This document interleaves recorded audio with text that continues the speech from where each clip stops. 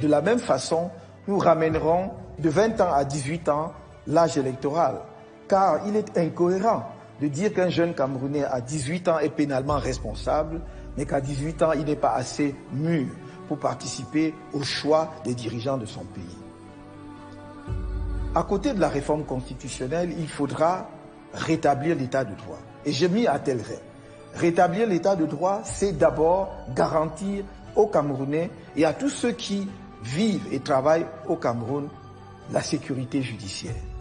Il faudra aussi renforcer l'état de droit par une lutte opiniâtre, sans relâche contre la corruption. Lutte déterminée parce que c'est, je crois, le mal le plus profond qui gangrène et détruit notre société aujourd'hui. C'est pour cela que je m'engage devant les Camerounais à signer, comme tout premier texte, dès que je serai élu, si les Camerounais m'en font l'honneur, le décret d'application de la loi de 2006 sur la déclaration des biens et avoirs. Ce décret fixe le comité devant lequel cette déclaration doit avoir lieu. J'y tiens tout particulièrement parce que je tiens à faire cette déclaration moi-même avant de commencer l'exercice de mes fonctions. Il est important que mes compatriotes sachent quelle est l'étendue de mon patrimoine, de façon à ce que, au moment où j'aurai achevé mon mandat, qu'ils soient en mesure d'apprécier le niveau de mon enrichissement, s'il est conforme et en rapport avec les ressources que l'État mettra à ma disposition ou pas. En ce qui concerne l'équilibrage, le rééquilibrage des pouvoirs, j'entends qu'au sein de l'exécutif, les rapports entre le gouvernement et le président de la République soient mieux définis. Le Premier ministre doit être effectivement le chef du gouvernement chargé de la mise en œuvre de la politique définie par le chef de l'État. À cet égard, il doit disposer des pouvoirs nécessaires pour effectivement exercer ses fonctions. C'est pour cela qu'il faut rééquilibrer le pouvoir entre le chef de l'État et le gouvernement, en l'occurrence son chef, le Premier ministre. Mais il faudra aussi, par rapport à l'architecture institutionnelle globale, rééquilibrer les pouvoirs, notamment entre l'exécutif et le Parlement. Il est important demain que dans notre pays, le Parlement ait un droit de regard sur un certain nombre de nominations. Je pense par exemple à la nomination de hauts magistrats, en particulier le premier président de la Cour suprême, dont on peut effectivement, suivant des pratiques bien établies dans d'autres pays et suivant la bonne méthode démocratique, demander au Parlement de porter son appréciation sur les personnes pressenties pour occuper ces fonctions. Pareillement, il est absolument indispensable demain qu'après la mise sur pied du fonds souverain que nous entendons mettre en place, qui sera en quelque sorte aussi un fonds pour les générations futures, que le Parlement puisse avoir un droit de regard. Ce fonds devra être sous la double tutelle en quelque sorte de l'exécutif et du Parlement. Il faut renforcer enfin les pouvoirs du Parlement en rendant effectifs ses compétences en matière d'investigation. Les commissions parlementaires, les commissions d'enquête parlementaire doivent avoir un sens. Et il est important que chaque fois que le Parlement jugera nécessaire, suivant le règlement du Parlement, que de telles commissions soient mises sur pied pour mener les investigations nécessaires sur justement des situations qui affectent le peuple camerounais, soit sur le plan social, sur le plan économique, soit en rapport avec la gestion de la fortune publique. Mais la lutte contre la corruption devrait également, j'ai à cœur que cela effectivement prenne une autre dimension demain, s'appuyer sur des institutions réorganisées. Aujourd'hui, il y a de trop nombreuses institutions qui ont à peu près les mêmes attributions. L'ANIF, la CONAC, le ministère chargé du contrôle supérieur de l'État sont toutes des organisations chargées justement de veiller à la lutte contre la corruption.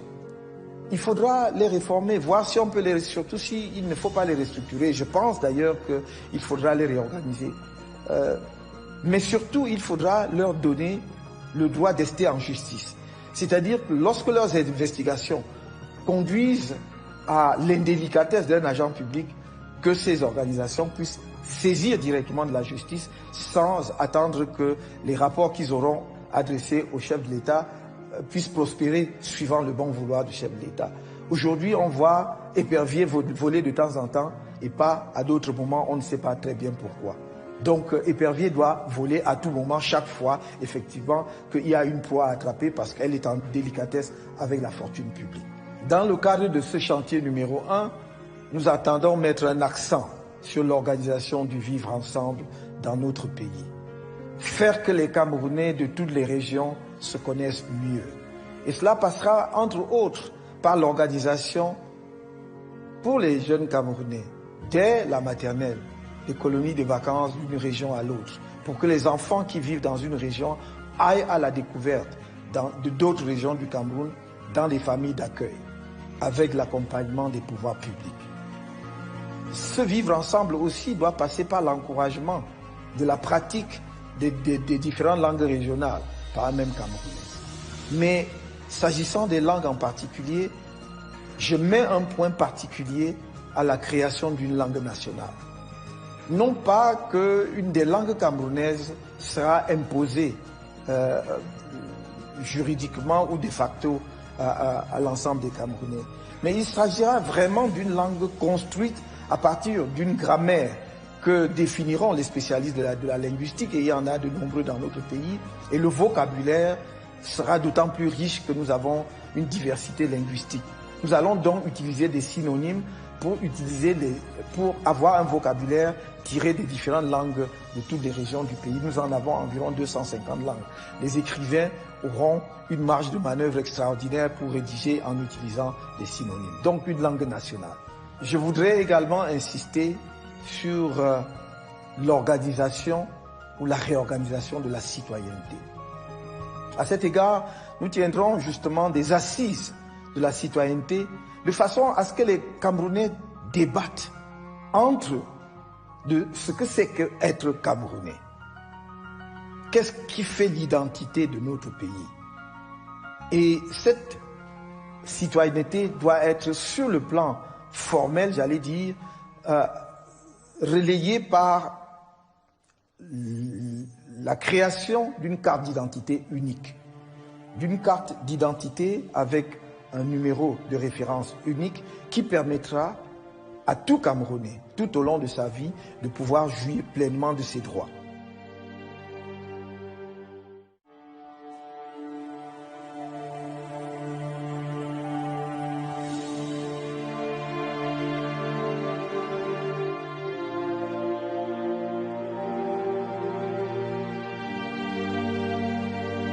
Le chantier numéro 2 est le chantier jeunesse et éducation. Chacun sait l'attachement que j'ai pour la jeunesse camerounaise. Non seulement parce que, comme tout le monde s'accorde à le dire, c'est le Cameroun de demain, mais parce que c'est déjà le Cameroun d'aujourd'hui. C'est sur cette jeunesse que je compte m'appuyer pour amener la révolution de modernisation que j'entends introduire dans notre pays. La révolution de la renaissance nationale, en donnant sa chance à la jeunesse camerounaise de pouvoir faire éclore son talent. À cet égard, je voudrais mettre un accent particulier sur la réforme de l'éducation. Cette réforme reposera sur 3 pieds. Le premier pied est le système éducatif traditionnel, qui va de la maternelle à l'université. Le système actuel a été mis en place dans les années 1960 pour répondre à un besoin évident de camerounisation des cadres, aussi bien dans l'administration que dans le secteur privé.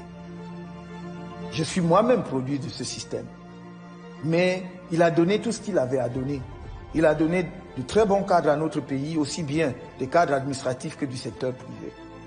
Le défi aujourd'hui est ailleurs.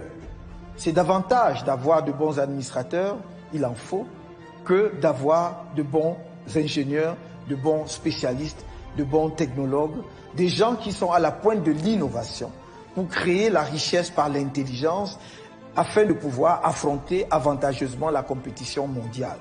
Cette compétition-là qui n'est pas entre Camerounais, qui n'est même pas entre Africains, mais qui est entre Camerounais, Africains et le reste du monde, que ce soit les pays asiatiques, le continent américain ou le continent européen. Il faudra donc préparer les jeunes Camerounais à affronter cette compétition. dans des meilleures conditions possibles. Et c'est pour cela que cette réforme de l'éducation mettra un accent sur l'éveil de l'esprit de l'enfant, dès la maternelle, à la découverte de son environnement, mais également à l'innovation. On mettra l'accent sur les matières scientifiques dès l'école primaire, en enseignant avec des méthodologies bien adaptées, très simplement des matières comme les mathématiques et d'autres matières techniques aux enfants.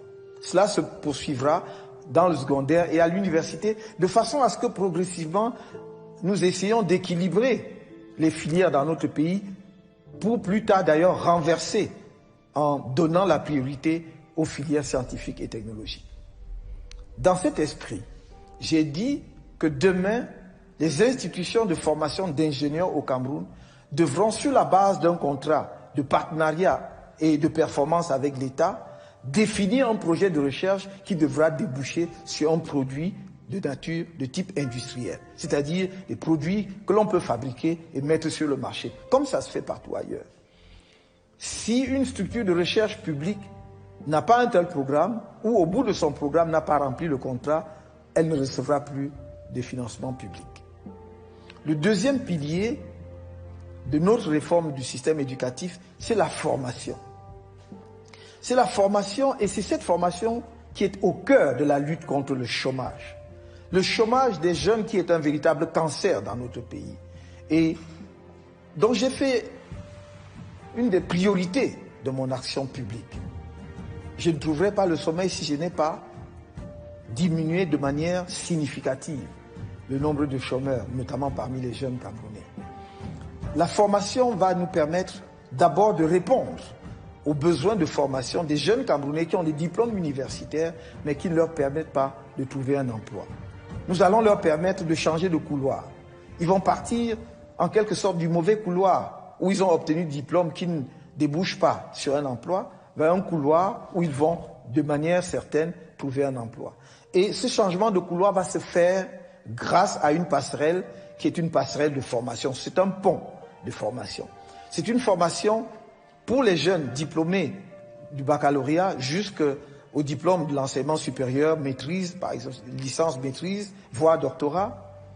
Il s'agira de mettre en place dans les 58 départements du Cameroun et dans chacun de ces départements un institut de formation professionnelle et technologique qui va donc permettre, par exemple, à un jeune qui a une maîtrise en sciences économiques ou en gestion, qui a donc quand même un certain niveau en mathématiques, de suivre une formation qui va durer 24 mois, s'il veut par exemple devenir un ingénieur informatique. Et pendant les 24 mois, toute sa formation sera centrée sur l'informatique. Et vu son niveau de formation initiale, en 24 mois, il aura acquis les connaissances et les aptitudes qui lui permettront de remplir les tâches que l'on attend d'un ingénieur. Nous allons le faire ainsi pour les diplômés d'autres filières qui ne débouchent pas sur un emploi. Maintenant, pour les jeunes qui ont quitté le système éducatif ou le système scolaire très tôt, avant ou avec le CEP, comme on dit aujourd'hui, nous allons mettre en place des centres de métiers. Et ces centres de métiers seront créés au niveau communal des arrondissements, c'est-à-dire dans les 360 communes que compte notre pays. Il s'agira d'un partenariat entre l'État et la commune. La commune aura à mettre en place à la disposition de l'État l'espace foncier nécessaire, la parcelle foncière nécessaire, et l'État se chargera de la construction des bâtiments et de l'équipement en matériaux ou en machines ou en structures nécessaires pour donner une formation professionnelle aux jeunes. Les animateurs des centres de métiers seront des professionnels, soit d'anciens fonctionnaires retraités qui ont des compétences techniques, qui ont des aptitudes. Ces fonctionnaires seront recrutés sur la base d'un contrat et ils vont animer ces centres de métiers. Soit des responsables du secteur privé qui avaient une entreprise, qui ont des compétences techniques, qui ont pris leur retraite ou qui sont simplement disponibles. Ils vont également, sur la base d'un contrat de partenariat avec l'État, animer ces centres de métiers. Nous voulons que dans ces centres de métiers, on apprenne aux jeunes à faire quelque chose de pratique. Il ne s'agit pas d'un diplôme supplémentaire, mais de leur donner des aptitudes et des compétences concrètes. Tenez, par exemple, dans ces centres de métiers, si vous voulez être charpentiers, menuisiers, mécaniciens, soudeurs, électriciens, coiffeuses, maquilleuses et que sais-je encore, vous trouverez dans ces centres de métier une formation allant de 3 mois à 18 mois au maximum en fonction des filières de formation que vous aurez choisies. Mais ce ne sera pas tout. Lorsque les jeunes auront reçu cette formation, ils pourront ensuite recevoir un accompagnement de l'État et des collectivités territoriales décentralisées ou des structures fédérées si c'est la forme de l'État que l'on adopte en définitive. Et cet accompagnement ne sera pas sous forme d'argent. Il ne s'agira pas de donner aux jeunes des moyens financiers. Il s'agira pour un jeune qui sera sorti de ce centre de métier, qui ne trouve pas un emploi mais veut s'installer à son compte, de lui dire de quel équipement avez-vous besoin. Et l'État va acquérir cet équipement et mettre à sa disposition pour qu'il démarre son activité. Autrement dit, un jeune qui veut faire la soudure, qui veut créer son atelier de soudure, on ne va pas venir lui donner de l'argent pour qu'il aille s'équiper lui-même. Les structures justement du centre de métier, avec l'appui de l'État, vont aller identifier ce qu'il faut pour démarrer un atelier de soudure et on achètera cet équipement pour le mettre à sa disposition. De la sorte, nous savons qu'il n'y aura pas déperdition totale des fonds dégagés par l'État. Aujourd'hui, si vous donnez de l'argent en espèces à des jeunes, 100 jeunes, vous n'êtes pas sûr que 2 ou 3 s'en sortiront. Parce que s'ils n'ont pas quelques talents en matière commerciale, ils ne pourront pas s'en sortir. En revanche, si vous leur avez donné une formation dans ces centres de métier, vous pouvez être sûr que vous allez récupérer au moins 50% d'entre eux, même s'il y a un certain taux de déperdition. Donc nous allons à la fois combattre le chômage, donner des aptitudes aux jeunes, mais surtout améliorer la qualité justement de ces métiers-là. Aujourd'hui, vous pouvez avoir un jeune qui se dit staffeur ou bien carreleur, mais on voit bien très rapidement que la maison qu'il a carrelée présente des défauts parce qu'il n'a pas reçu une formation adéquate. En somme, nous voulons que demain, dans les 10 années qui viennent, plus aucun jeune Camerounais ne soit sur le marché du travail sans avoir reçu une formation. Le troisième pilier de ce chantier jeunes et éducation, c'est la réforme qui aura à cœur de développer la recherche et l'innovation au Cameroun. Et nous n'allons pas tout faire, ça n'est pas possible, parce que nous n'aurons ni les moyens nécessaires sur le plan financier, ni les ressources humaines suffisantes pour tout faire. Nous allons donc sélectionner un certain nombre de filières de recherche que nous allons équiper, doter de moyens techniques, d'équipements et de ressources financières qui leur permettent d'être au niveau des centres de recherche de niveau international. On va en sélectionner pas plus d'une dizaine.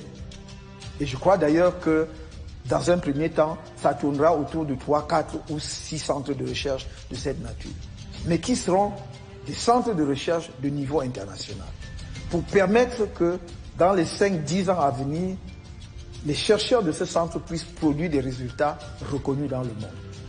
Mais à côté de cela, nous aurons l'innovation et la technologie. Et parce que nous mettons l'accent sur les technologies de l'information et de la communication, nous allons accompagner. Nous avons vu au Cameroun des jeunes de leur propre initiative, talentueux qu'ils sont, se regrouper et créer ce qu'on a appelé le Silicon Mountains, autour de la ville de Buea. Nous avons, de par notre expérience, eu à observer ce qui s'est passé par exemple au Kenya. Comment on a accompagné les jeunes Kenyans et que très rapidement, nous avons eu des produits par exemple comme le M-Pesa qui est un logiciel de transfert d'argent aujourd'hui répandu dans le monde. C'est simplement parce qu'on a créé un écosystème qui était favorable à l'éclosion du talent de ces jeunes. Et nous allons mettre cela en place au Cameroun. Non seulement en dotant par exemple le Silicon Mountains de toutes les structures et infrastructures nécessaires, mais en dupliquant cela dans d'autres régions du pays. Il y aura des Silicon Hills ou des Silicon Valley et autre chose. Il s'agit dans chacun de ces centres ou dans chacune de ces structures d'incubation des talents en matière de technologie et d'innovation, de créer quoi? de mettre à la disposition des jeunes, des structures en termes de bâtiments, où ils n'auront pas à payer de loyer, à payer l'eau et l'électricité, d'équiper ces structures en ordinateurs puissants et avec des possibilités de connexion illimitées tout le temps. Et cela sera mis à la disposition des jeunes. Chaque jeune pourra y séjourner pour une durée ne dépassant pas 12 mois. Et pendant ces 12 mois, tout ce qu'on lui demande, ce sera de créer et de se mettre peut-être en relation et en synergie avec d'autres jeunes, de discuter de leurs projets. Et nous sommes sûrs qu'au bout de ce délai, à défaut d'avoir des projets complètement achevés, on fera éclore justement une pépinière de projets au Cameroun qui pourront donc recevoir l'accompagnement nécessaire pour aboutir à des projets, à des résultats tangibles, transformables en produits économiques. Voilà ce que nous entendons signer comme partenariat, j'allais dire pacte avec la jeunesse camerounaise.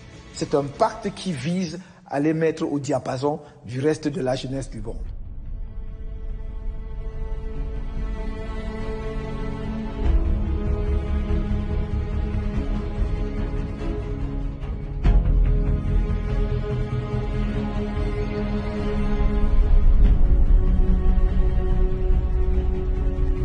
Mon troisième chantier est le chantier économie et production.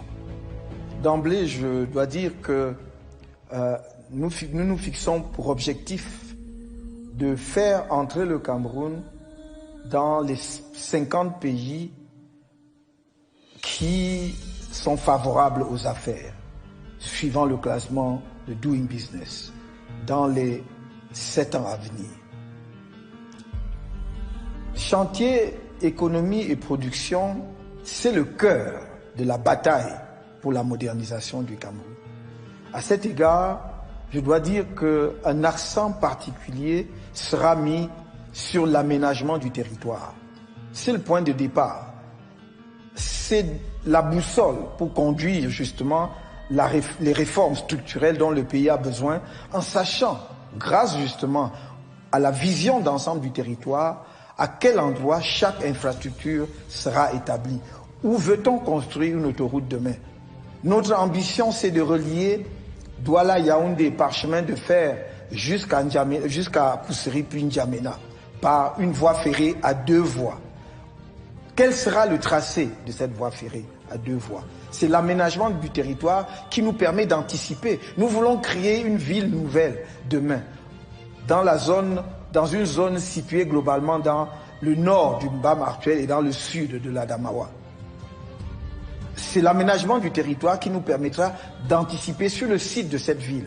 Nous voulons avoir une politique spéciale des villes frontalières, comme Pousseri, comme Amchide, comme Kiosi, Ambam, comme Eyumojok, comme Dorofi et que sais-je encore.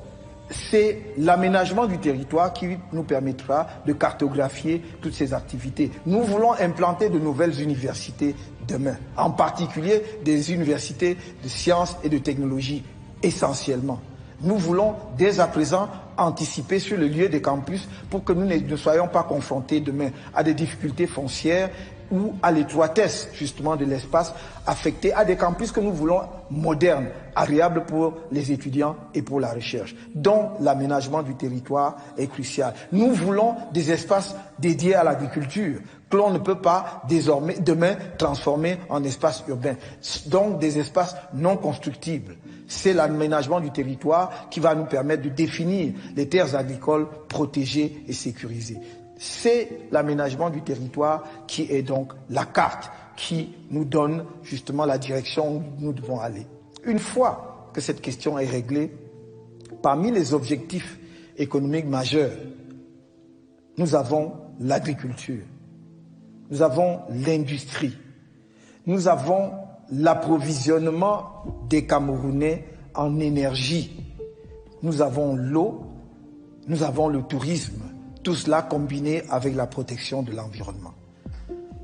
L'énergie, et je commencerai par là, parce que c'est essentiel, à la fois pour l'amélioration de la qualité de vie de nos concitoyens et pour le développement du tissu industriel de notre pays. J'ai pris l'engagement, et je le réitère ici, que non seulement nous rendrons l'énergie disponible pour tous dans une dizaine d'années, mais que d'ici la fin de mon mandat, j'aurai connecté 80% des ménages camerounais à l'électricité.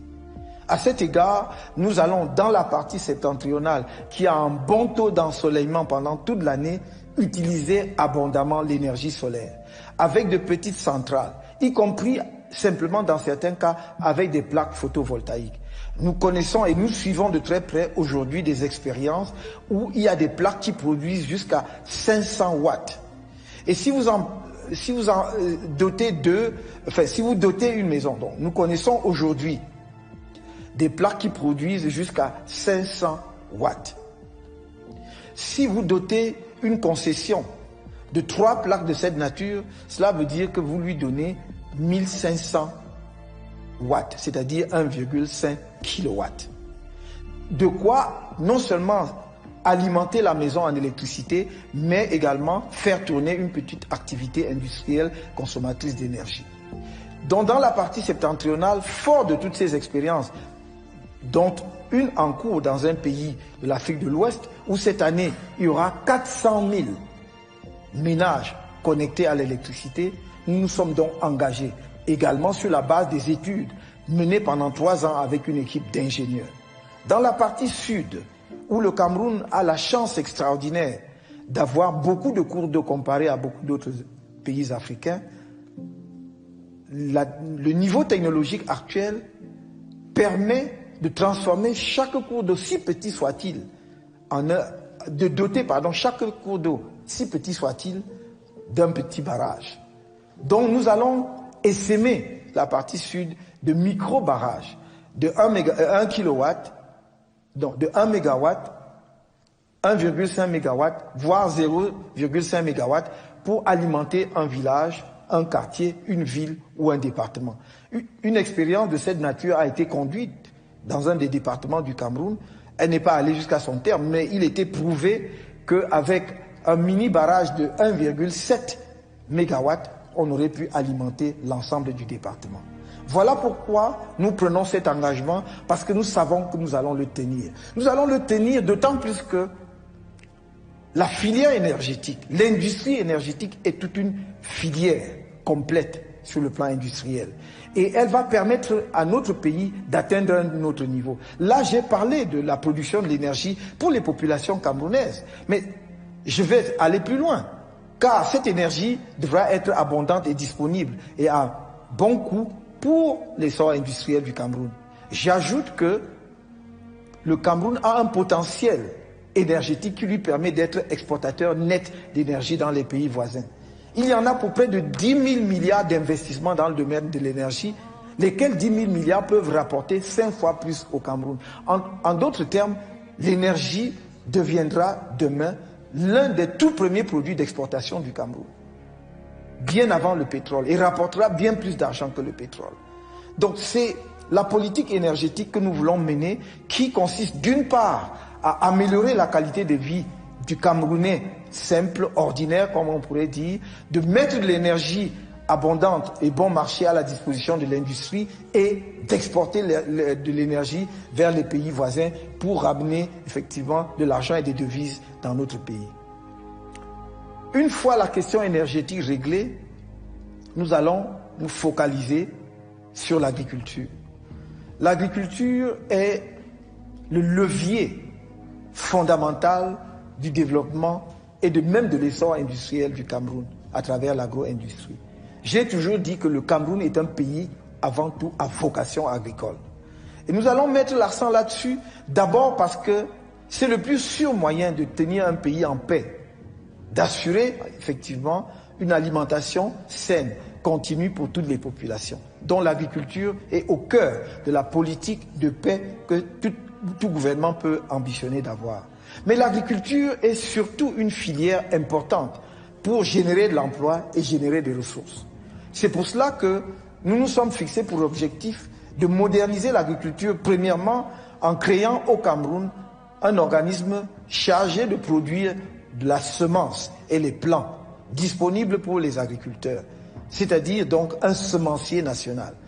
D'une part parce que cela va nous assurer notre indépendance par rapport à l'approvisionnement extérieur en semences, mais également cela va nous permettre d'identifier aussi les semences du terroir qui tendent à disparaître, parce que c'est cet organisme qui devra recenser l'ensemble des variétés agricoles que nous avons dans notre pays. Mais l'utilité économique de ce semencier vient du fait que pour accroître notre production agricole, que ce soit dans le domaine des produits de rente comme le café, le cacao, le coton et que sais-je encore, les plans améliorés mis au point par les chercheurs seront désormais disponibles. À l'heure actuelle, si vous dites à un agriculteur il y a la semence de maïs améliorée ou une variété de riz améliorée, il sera très enthousiaste et intéressé. Mais dès qu'il sort, il ne saura pas où trouver la semence. Nous allons donc rendre cela disponible. Le deuxième levier pour modernisation de l'agriculture du Cameroun, c'est de rendre disponibles les intrants, les engrais. Et nous mettrons l'accent sur les engrais biologiques. Les engrais chimiques détruisent et fatiguent la terre. D'ailleurs, ce n'est pas au moment où l'Europe, justement, essaye de se débarrasser des engrais chimiques que nous allons mettre l'accent sur les engrais chimiques en Afrique. Nous devons apprendre des autres. Et la technologie existe en la matière. Donc nous ferons en sorte que les intrants soient disponibles et à bon marché. Je ne peux pas hésiter ici à dire, je le dis de manière claire, nous subventionnerons l'agriculture camerounaise. Il n'y a pas d'agriculture au monde, des grands pays qui ne soient pas subventionnés. Même les pays qui sont réputés être des temples du capitalisme subventionnent leur agriculture. L'Union européenne est bâtie autour de la politique agricole commune, ce qu'on appelle la PAC. Et cette politique agricole commune, c'est sont des subventions que l'on déverse dans les régions européennes pour produire bon marché. Nos agriculteurs et notre agriculture n'arriveront jamais à concurrencer ou même à soutenir leur place face justement à ces agricultures qui sont subventionnées. Donc, nous allons y remédier. Et cela passera justement par la facilitation de l'accès aux intrants dont j'ai parlé tout à l'heure, mais également à la semence. Et une faible taxation de l'agriculture, même là où ça existe. Le troisième pilier ou troisième levier de modernisation de l'agriculture, c'est la mécanisation. Et nous avons toujours dit, il est absurde que nous regardions 60 ans après l'indépendance, nos parents pratiquer la même agriculture primitive à la houe que leurs ancêtres. Il faut faire quelque chose, non seulement pour diminuer la pénibilité des tâches agricoles, mais également pour booster le rendement, accroître le rendement. Ce qu'une personne peut faire à la houe, une vache ou 2 chevaux peuvent faire 5 fois plus. C'est pour cela que le premier niveau de mécanisation pour les petites exploitations qui ne dépassent pas 1 hectare, 2 hectares, sera de doter justement ces petites exploitations de la possibilité de faire de l'agriculture attelée, c'est-à-dire à la charrue. C'est une pratique qui est déjà bien connue dans la partie septentrionale du pays. Il faudra généraliser et vulgariser, y compris dans la partie sud. Mais le deuxième mécanisme de mécanisation, c'est la mécanisation motorisée, qui n'est pas déjà la mécanisation par des tracteurs, c'est la mécanisation à moteur, mais poussée par un homme ou une femme. Et donc là aussi on réduit la pénibilité du travail agricole, avec l'avantage que, avec ces engins, ces équipements qui existent et disponibles dans le monde, que nous voudrions demain non seulement pouvoir monter chez nous dans un premier temps, mais les fabriquer parce que nous avons des ingénieurs capables de le faire. Avec ces engins, vous pouvez labourer 5, 10, 15, 20 hectares plus facilement. Et pour les exploitations agricoles au-dessus, à partir de 30 voire 50 hectares, il faudra mettre de véritables tracteurs. Et ces tracteurs, nous avons vu effectivement que les expériences que nous connaissons dans notre propre pays, effectivement, sont très favorables. Cela, effectivement, accroît la productivité dans le domaine agricole. Donc, la mécanisation. Et enfin, pour clore le volet agricole et la filière agricole, il faudra doter justement le monde agricole de petites industries agro-industrielles. Il ne faut plus tout concentrer dans les grandes métropoles comme Douala et Yaoundé. L'industrie agro-industrielle, les entreprises, les usines agro-industrielles sont beaucoup plus rentables lorsqu'elles sont construites auprès des lieux de production, de la matière première. Il est économiquement peu rationnel de produire des tomates à Foumbot ou à Malantouen et de les transporter à Douala pour les transformer. Il faut mettre l'unité de transformation à Foumbot ou à Foumban. Comme on l'a bien pensé à une époque où nous étions encore un pays organisé et rationnel, puisqu'il y avait une entreprise appelée la SCAN qui avait été construite dans la zone de Foumbot pour transformer les tomates, mais qui n'a jamais marché. Donc on a eu la bonne idée, mais nos turpitudes habituelles, effectivement, ont conduit à l'échec de ce projet. Nous voulons demain mettre de petites unités de transformation auprès des lieux de production, l'agriculture. À cet égard, les grandes exploitations devront tirer les petites exploitations. Si vous avez une grande exploitation de 1000 hectares, de 10 000 hectares, à côté, vous pouvez avoir de petits exploitants agricoles avec 5 hectares, 10 hectares. Et la grande exploitation est un peu, si vous voulez, le pôle central de ce qu'on appelle l'agropole. Parce que c'est cette grande exploitation qui va acheter la production des petits producteurs pour les transformer dans l'usine ou pour l'exporter. De cette manière-là, les petits producteurs seront sûrs d'écouler leur production et donc seront plus durs à la tâche, vont travailler plus parce qu'ils sont sûrs d'écouler leurs produits, ce qui n'est pas garanti aujourd'hui. J'ai commencé ce chantier économique sans m'appesantir sur un volet crucial, qui est la précondition de tout succès dans le domaine de la réforme économique. Ce sont les infrastructures, et en particulier les infrastructures de transport. Il faut faire des routes, mais il faut les faire sérieusement. Et il faut les faire au coût réel, au coût moyen que l'on observe sur le marché international et dans d'autres pays. La surfacturation est devenue un sport national au Cameroun. Et donc, cela ne nous permet pas de bitumer, par exemple, autant de kilomètres de route que nous aurions pu, ou d'entretenir autant de kilomètres de route que nous aurions pu, d'ouvrir de nouvelles routes. Or, nous nous engageons, dès lors que nous aurons effectivement la conduite des affaires de ce pays, d'inscrire au minimum 800 milliards de francs chaque année dans le budget de l'État pour les infrastructures de transport. De la sorte, nous pourrons, par exemple, effectivement construire l'autoroute autour du triangle que l'on connaît, c'est-à-dire Yaoundé, Douala, Bafoussam, Yaoundé, mais avec un prolongement sur Bamenda et également à Douala avec un prolongement jusqu'à Boya Limbe. Nous allons également construire l'autoroute du Nord, qui est un de nos grands rêves. En dehors du chemin de fer, il faudra effectivement relier le sud du pays au nord jusqu'à Koussery par une autoroute. Je ne dis pas par une route, mais vraiment par une autoroute. C'est économiquement justifié. Parce qu'une telle route est la voie de desserte des trois régions septentrionales du pays.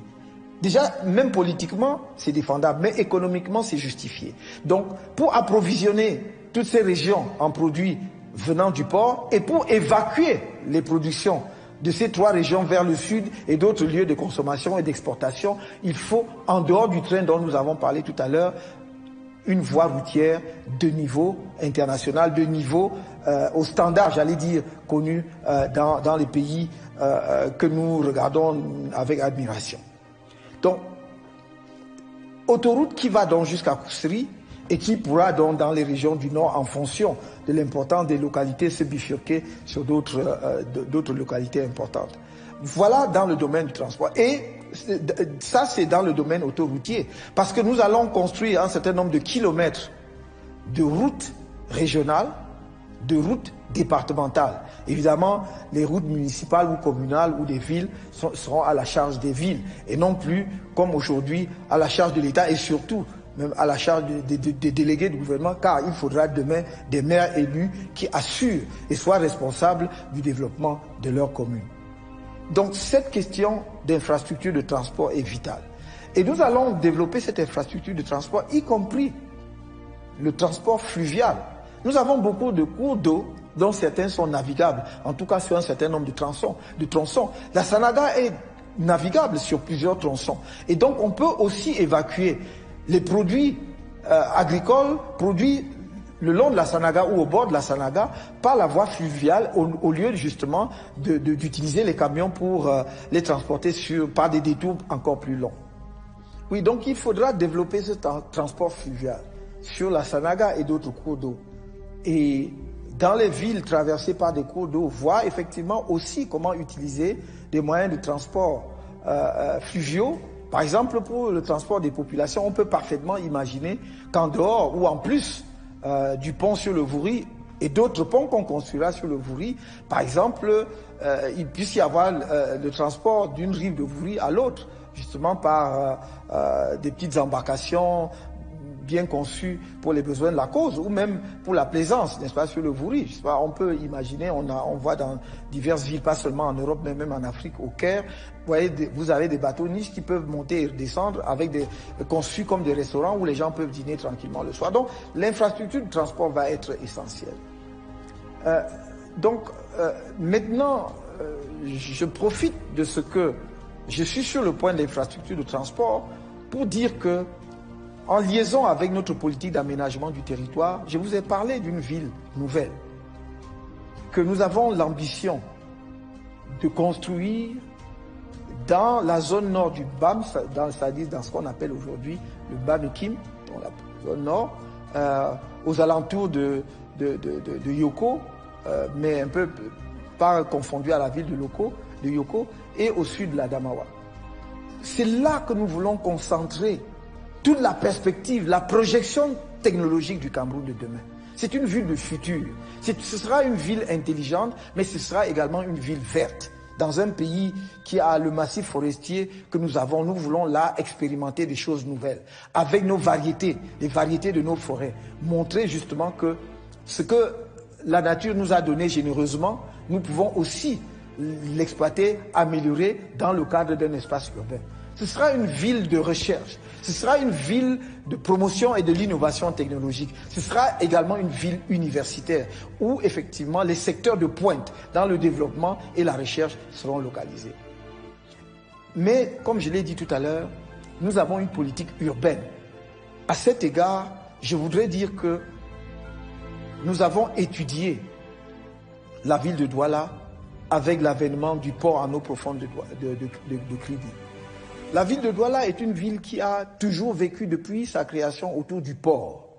Et donc, avec l'avènement de la ville de Kribi, le port de Douala ne va pas disparaître, mais ce sera plus le seul port et certainement pas le port qui accueille le plus de trafic de marchandises en venant de l'extérieur ou en partance pour l'extérieur. Il faut donc revoir la fonction de la ville de Douala. Et nous voulons faire de Douala demain la grande ville, la grande capitale financière et économique de l'Afrique centrale. Pas du Cameroun, mais de l'Afrique centrale. Avec le quartier que l'on appelle le plateau Jos étant le cœur de la finance de l'Afrique centrale. Le plateau Jos où les normes de construction seront revues à la hausse, où les immeubles les plus bas auront une hauteur de 15 étages minimum. Parce qu'il y aura une concentration. Ce sera, si je voulais faire une comparaison, un peu le Manhattan de l'Afrique centrale. Et donc, ce sera à la fois Manhattan et la City, au sens de cœur financier de l'Afrique centrale. Il s'agira de bâtir là-bas, j'allais dire, un quartier d'affaires et financier du niveau international. Pas de niveau, j'allais dire sous-régional, mais de niveau vraiment international, en tout cas pouvant concurrencer la plupart des places financières africaines. Autour de la bourse de Douala, autour des sièges des banques, autour d'un certain nombre d'institutions financières qui seront mises en place. Et capital économique parce que nous voulons aussi que le siège de la plupart des entreprises, des grandes sociétés multinationales et autres soient installés. Dans cet ordre d'idées, évidemment, il faudra revoir toute la politique de la mobilité dans la ville de Douala. Avec la possibilité de construire un tramway de surface, voir là où c'est possible de faire des tronçons qui soient des tronçons de métro parce qu'il faut bien voir, parce que c'est pas partout. Douala est une zone sablonneuse et où l'eau émerge très rapidement. Et donc, si le sol ne permet pas de se lancer dans la construction d'un métro, les ingénieurs le diront, on se contentera d'un tramway de surface. Pour que le transport en commun soulage la ville, n'est-ce pas, des bouchons que l'on observe, et d'ailleurs c'est le cas également à Yaoundé, à cause justement de l'accroissement du parc automobile sans un accroissement parallèle de la voirie. Donc il faudra par ce biais-là, pour Douala d'ailleurs comme pour Yaoundé, justement songer à mettre en place un transport urbain collectif. Pour Yaoundé, qui est encore traversé de part en part, ne serait-ce que de l'université de Soa, enfin de Soa, par où passe le train qui va à Ngaoundéré jusqu'à la sortie sud. Il y a un chemin de fer qui est utilisé seulement à 6 h le matin et à 18 h le soir. On peut imaginer, même de manière provisoire, de mettre en place un système de transport ferroviaire intra-urbain à Yaoundé qui utilise la voie ferrée pendant ces 2 heures. Et cela va soulager les populations grandement. Donc, voilà l'ambition.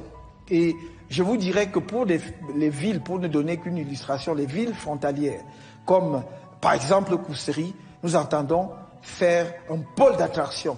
Parce que lorsque vous avez une ville comme Kousséri qui est en face d'une capitale comme N'Djamena, ça ne peut pas être une ville quelconque banale. Il faut lui donner un statut de ville camerounaise vitrine qui va permettre effectivement à ceux qui arrivent dans notre pays de voir à travers les structures d'éducation qui seront en place, à travers les infrastructures de tourisme qui seront en place, justement la bonne modernité de notre pays. Dans le domaine de l'économie et de la production, un volet crucial, c'est l'industrie. Il faut industrialiser, et j'allais même dire réindustrialiser notre pays, en menant des politiques adéquates, en revoyant les accords de partenariat économique et en nous demandant si, effectivement, nous pouvons tirer vraiment notre épingle du jeu en termes d'industrialisation avec ces accords-là. Mais surtout en bâtissant des filières industrielles. Nous ne pouvons pas, je l'ai dit, tout faire. Cela est valable dans le domaine de la recherche, cela l'est également dans le domaine de l'industrie. C'est pour cela que nous avons identifié 13 filières industrielles sur lesquelles le Cameroun focalisera son attention à l'avenir. J'ai parlé de l'énergie, mais j'ai parlé aussi de l'agro-industrie. Il y aura la biotechnologie, il y aura l'industrie minière, bien entendu, et j'en passe. Nous avons identifié les 13. Je pense que dans le texte détaillé que l'on verra à l'écrit, on pourra voir toutes ces 13 filières. Mais pour encourager les investisseurs nationaux, mais également internationaux, il faut porter une attention particulière à notre politique fiscale. Et c'est pour cela que nous avons pris l'engagement au cours du mandat de ramener de 33% environ, 33% l'impôt des sociétés aujourd'hui à 25%. De faire passer l'impôt sur les sociétés de 33% aujourd'hui à 25%.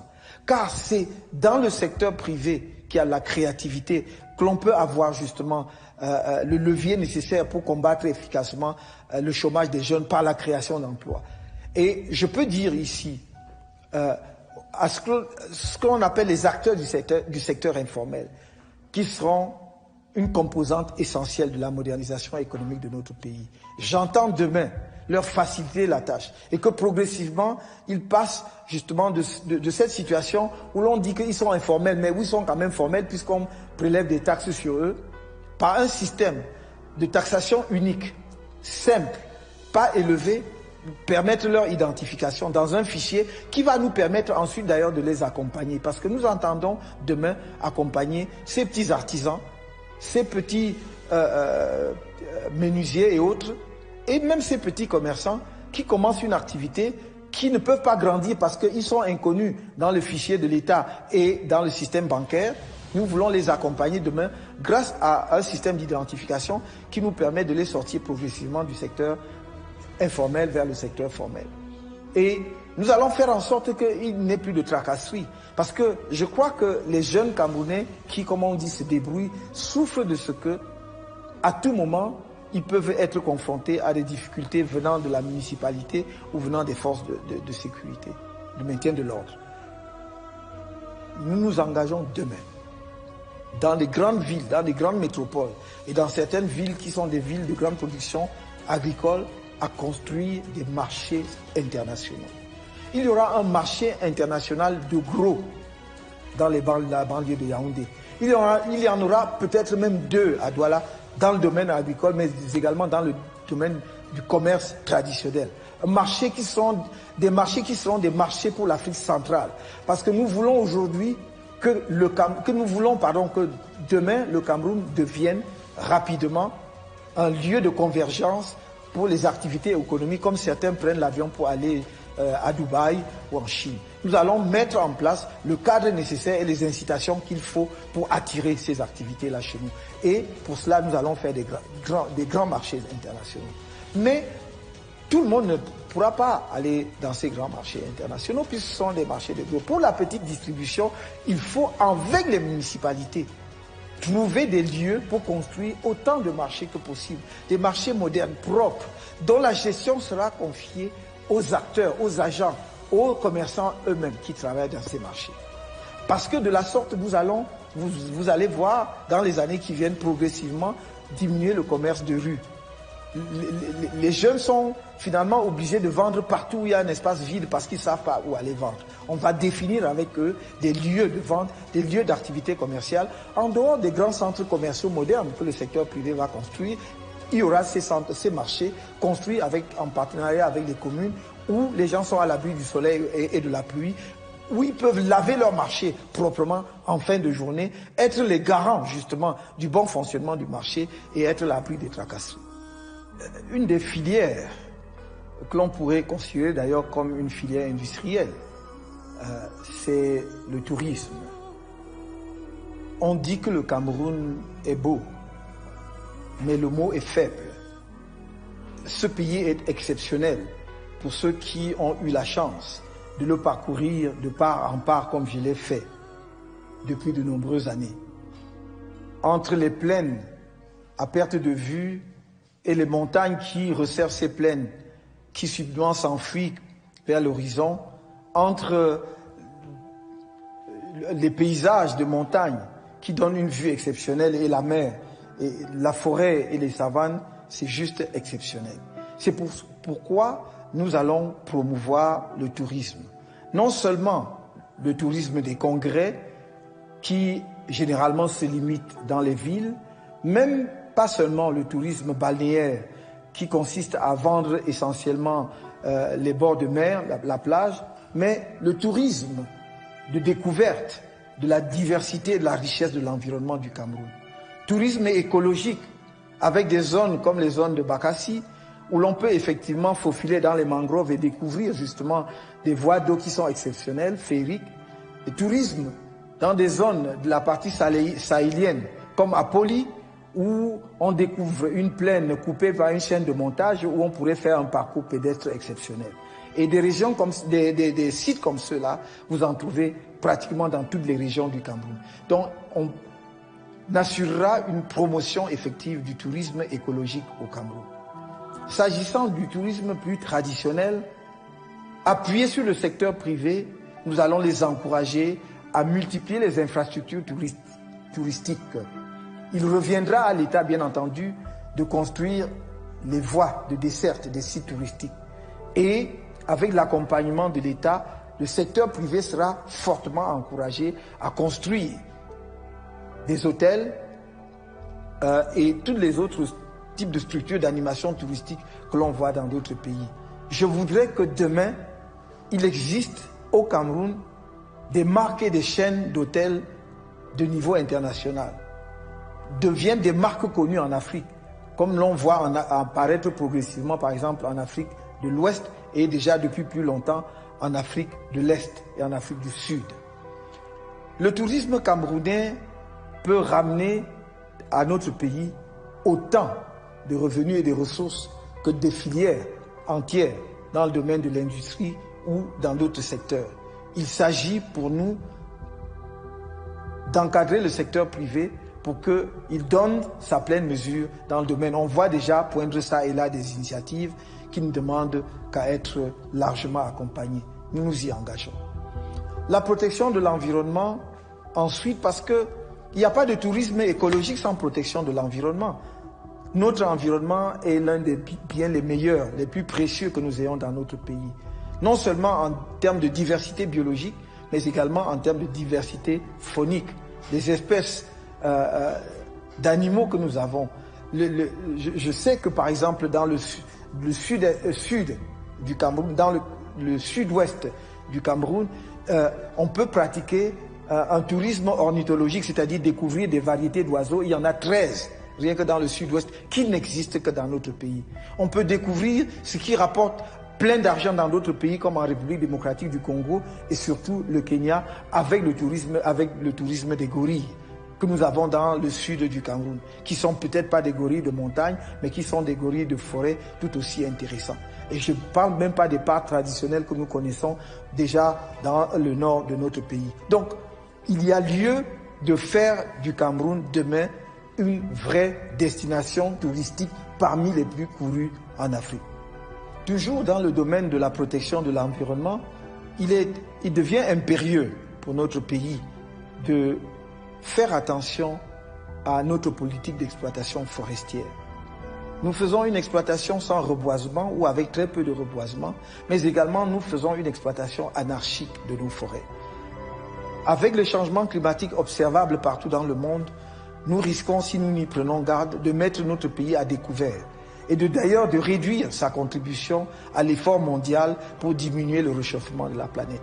Il me semble que la protection de l'environnement peut devenir aussi un atout précieux pour notre pays, puisque les moyens et les ressources que l'on va dégager progressivement pour la protection de l'environnement mondial seront affectés aussi et prioritairement aux pays qui font un effort dans ce domaine. Et le fait pour nous de préserver notre massif forestier sera une contribution qui pourra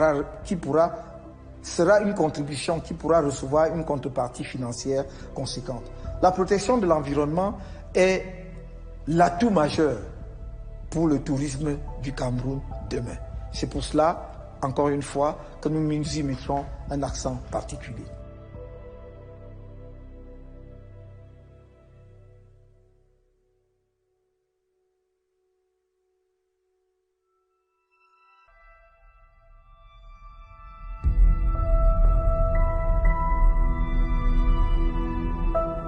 Mon quatrième chantier, c'est le chantier social et de solidarité. C'est un chantier majeur. Sans doute celui qui m'interpelle le plus parce que c'est à travers ce chantier que l'on mesurera effectivement les progrès accomplis dans l'élévation du niveau de vie des Camerounais. C'est pour cela que j'ai pour priorité, nous ne pouvons pas nous accommoder d'un pays où l'on voit le genre de bidonville et de taudis que l'on a détruit partout, un peu partout en Afrique, sauf peut-être dans les pays en guerre. On ne peut pas dire que le Cameroun avance et que le Cameroun progresse avec ce que nous avons pu observer dans un certain nombre de nos villes après des pluies torrentielles, où les inondations emportent des baraquements précaires, où les gens vivent dans la précarité totale, sur des drains non aménagés. C'est pour cela que nous avons fait de la construction des logements sociaux une priorité. Mais ce ne sera pas l'État qui va construire les logements sociaux. L'État va encourager le secteur privé à construire les logements sociaux. C'est ce qui se fait partout ailleurs. Les promoteurs immobiliers sont disposés à le faire. J'en ai parlé avec un certain nombre d'entre eux et croyez-moi, y compris des promoteurs étrangers, ils peuvent construire et ils construiront avec la politique que nous mettrons en place au cours de notre mandat 1 million de logements pour les Camerounais. 1 million de logements sociaux, moyen standing et grand standing pour les Camerounais. Cela est faisable et nous allons tout mettre en œuvre. On a développé au Cameroun une idée qui n'a pas connu de suite comme la plupart de bonnes idées, d'utiliser les matériaux locaux. Nous pouvons diminuer drastiquement le coût de construction de logements sociaux en utilisant effectivement et efficacement les matériaux locaux. La plupart de nos architectes préconisent justement cela. Et l'expérience concrète montre que c'est le meilleur moyen non seulement pour diminuer le coût de logement, mais pour construire des logements adaptés à notre environnement. Nous allons donc encourager cela massivement. Dans les milieux urbains comme dans les milieux ruraux. Quand on parle de logements sociaux et de construction, on ne pense qu'aux villes. Je veux changer les campagnes camerounaises. Je veux changer les campagnes camerounaises par la qualité de logement, par la mise à disposition de l'eau potable, par l'électrification, de sorte que les jeunes qui vivent là-bas n'aient pas envie de quitter les campagnes simplement parce qu'ils sont attirés par les lumières. Que s'ils vont dans les grandes villes, c'est parce qu'ils ont d'autres choses à y faire, simplement que de chercher un environnement un peu plus salubre, un peu plus moderne. Donc nous allons rendre les campagnes attractives, attrayantes, en raison justement des conditions de vie que nous allons créer là-bas. La troisième chose, c'est la rémunération des travailleurs camerounais. Ceux du secteur public comme ceux du secteur privé. Ceux du secteur public, nous savons très bien que la plupart des corps de fonctionnaires et d'agents publics sont payés à un niveau qui ne leur permet pas de vivre décemment. Ou alors, le salaire ne correspond pas à leur niveau de qualification ou aux efforts qu'ils ont faits pendant de nombreuses années pour leur formation. C'est pour cela que nous avons une fuite abondante des cerveaux de notre pays. Le nombre de médecins camerounais qui existent en dehors du territoire national, le nombre d'ingénieurs est inestimable. Il ne s'agit pas d'aligner nos salaires sur ceux de pays développés, nous ne le pouvons pas. Il ne s'agit pas de rehausser le salaire de façon à pénaliser les entreprises et le secteur industriel, ce n'est pas de cela dont il est question. Mais il s'agit de servir aux Camerounais un salaire décent qui leur permet de vivre décemment de leur travail, qui leur permet de vivre correctement de leur travail. À cet égard, nous allons revaloriser les salaires de la fonction publique parce que c'est aussi un facteur de lutte contre la corruption. Tout le monde est d'accord que depuis qu'on a diminué drastiquement les salaires, combiné avec la dévaluation, la corruption s'est installée dans notre pays parce que ce que les gens perçoivent mensuellement ne leur permet pas de vivre correctement. Ils sont donc obligés de faire de la débrouillardise, comme on dit chez nous. Parfois de mener 2 ou 3 activités parallèles pour boucler les fins du mois. Nous voulons revaloriser les salaires dans la fonction publique. Il ne faut pas regarder les fonctionnaires comme de simples consommateurs. La fonction publique est un maillon absolument indispensable dans le bon fonctionnement d'un État, mais aussi d'une économie. Donc, ils participent à la production et à la création des richesses. C'est pour cela qu'ils doivent être rémunérés décemment. Dans le secteur privé, évidemment, ce n'est pas à l'État de fixer les salaires. Ils continueront à être négociés entre l'entreprise et l'employé. Mais il y a un seuil minimum en dessous duquel on ne peut pas descendre et il s'agit du SMIC.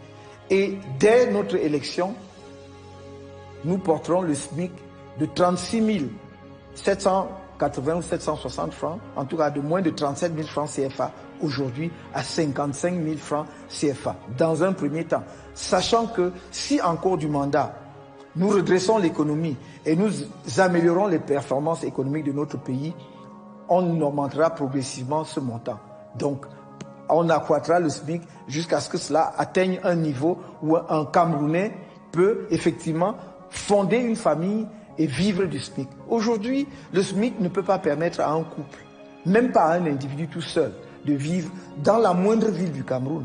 Parce que entre le loyer et l'alimentation, et je ne parle même pas du transport pour aller au travail, il ne lui reste plus rien. Donc nous avons décidé que le SMIC, dès le début du mandat, sera fixé à 55 000 francs. Nous avons choisi ce montant parce que nous sommes raisonnables. Parce qu'il ne faut pas faire une augmentation vertigineuse, rapide, que les employeurs ne pourront pas suivre, parce que ce serait ruiner les entreprises et par conséquent amener une contraction de l'emploi alors que nous voulons étendre l'emploi de façon à répondre au chômage des jeunes. En dehors des questions salariales et des questions de logement, une des préoccupations majeures dans le domaine social, c'est la santé. Mon engagement est que dès que les Camerounais m'auront fait l'honneur de me confier les rênes du pays, dès 2019, l'accouchement par césarienne sera gratuit au Cameroun. L'accouchement par césarienne sera gratuit sur l'ensemble du territoire. Deuxièmement, nous allons mettre en place dans les 3 ans qui viennent une couverture maladie universelle minimum. Pourquoi dans 3 ans? Parce que c'est le délai que nous nous fixons pour régler les problèmes administratifs et financiers qui doivent accompagner cette politique. Et deuxièmement, pour régler le problème de l'approvisionnement en médicaments. En mettant en place dans notre pays des structures de fabrication des médicaments de base, il y a quelques unités de fabrication pharmaceutique qui existent déjà à Douala notamment. Nous allons les accompagner, leur permettre de se développer. Et d'ailleurs, parce que ces unités seront assurées de la commande publique. Et deuxièmement, mettre en place dans les structures hospitalières et dans les centres de santé des pharmacies approvisionnées justement en médicaments dont la gratuité sera assurée pour tous les Camerounais. L'assurance maladie universelle vise à donner à tout Camerounais, qu'il soit cultivateur, commerçant, paysan, fonctionnaire, employé, d'avoir accès à un certain nombre de soins de santé gratuitement. Par exemple, désormais avec ce système, tout Camerounais qui, par exemple, souffre de paludisme, de choléra, de méningite, des maladies courantes, sera soigné gratuitement. Il se rendra à l'hôpital, si le médecin diagnostique qu'il a un paludisme, il fera une prescription de médicaments, il ira prendre ses médicaments à la pharmacie de l'hôpital et il pourra aller chez lui suivre son traitement gratuitement. Nous avons les moyens de financer une telle politique. Et en particulier, cette politique sera financée par la diminution du train de vie de l'État. Nous pouvons facilement trouver dans les niches de dépenses ostentatoires ou de dépenses injustifiées au sein de l'État que je n'ai pas le temps de développer ici. Par exemple, sur les voyages à l'étranger, juste pour donner une illustration, des fonctionnaires, les classes auxquelles voyagent les fonctionnaires, jusqu'à une date récente, on m'a dit qu'un texte aurait été pris en ce sens, mais jusqu'à une date récente, nombreux sont un certain nombre de hauts responsables de la fonction publique et de l'État qui avaient le droit de voyager en première classe. Mais je voudrais dire à mes compatriotes camerounais qu'un billet d'avion entre Yaoundé et Paris en première classe coûte 6 millions de francs. On aurait pu les faire voyager en business, ce qui est déjà luxueux comparé à des pays développés, comme la Finlande, où des ministres voyagent en classe économique. Donc, mon objectif, ce n'est pas de ramener les ministres camerounais à voyager en classe économique, mais au moins donc en business class, où ils peuvent voyager confortablement et être traités dignement. Donc, si sur chaque billet d'avion qui coûtait 6 millions de francs, vous faites une économie de 3 millions de francs, parce qu'un billet business class coûte entre 2,8 millions et 3 millions de francs, vous diminuez déjà de moitié cette dépense-là. Et on peut trouver d'autres gisements d'économie comme cela dans le type de véhicule dont on dote les hauts fonctionnaires de l'État. C'est normal que les hauts fonctionnaires de l'État aient des véhicules de service, mais ils n'ont pas tous besoin de véhicules 4x4. Que ces genres de véhicules soient réservés à ceux qui font des missions de contrôle sur le terrain, d'inspection. Mais pour les fonctionnaires qui sont en permanence dans les grandes villes, on n'a pas besoin d'acheter des véhicules de 40 millions à 60 millions. Donc on peut faire des économies sur ces chapitres. On peut faire des économies sur le carburant. On peut faire des économies sur bien d'autres chapitres des dépenses publiques, par exemple sur les fournitures dans la fonction publique.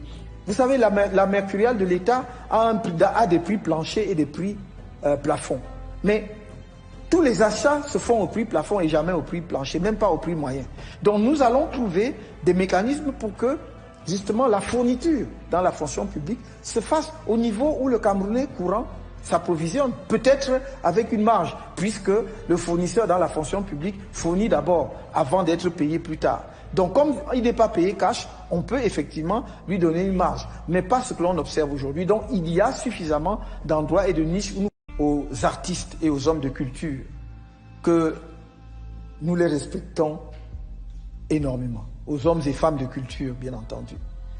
Et dans ce domaine, comme dans le domaine du sport, dont je parlerai tout à l'heure, le Cameroun est particulièrement bien doté. C'est un pays béni là aussi, où nous avons de nombreux musiciens de réputation mondiale, de dimension mondiale. Très peu de pays en Afrique peuvent aligner 2-3 musiciens de cette dimension. Le Cameroun peut en aligner 5 à la fois.